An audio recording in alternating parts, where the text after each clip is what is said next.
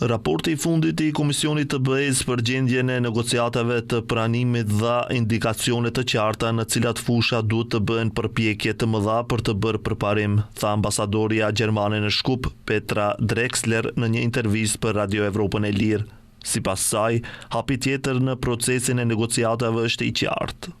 Njerëzit kanë një pritje të justifikuar se investimet e mëdha në procesin e integrimit në BE do të shpërblehen. Ne e marrim seriozisht këtë dhe duhet të punojmë për këtë. Kjo do të thotë që nëse ekziston rreziku I humbjes së besimit në këtë logjik pranimi, se procesi I pranimit është një proces I bazuar në merit, atëherë do të duhet të punojmë për të, për ta rivendosur këtë besim së bashku. Për këtë ekziston një shembull, plani I rritjes I Komisionit të BE-s, I cili ndjek pikërisht këtë logjik.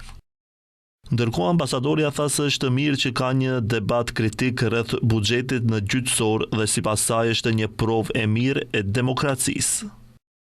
Pajtohem që debati për buxhetin në gjyqësor dhe forcimin e sundimit të ligjit nuk duhet të reduktohet në çështje individuale, siç janë pagat e gjyqtarëve, sepse nëse doni të forconi pavarësinë dhe efikasitetin e gjyqësorit, atëherë kjo është një çështje strukturore. Sigurisht, nëse 40% e vendeve të punës në gjyqësor janë të paplotësuara, atëherë efikasiteti I gjyqësorit nuk mund të sigurohet. Atëherë nuk varet më nga performanca e individëve, por bëhet një problem strukturor.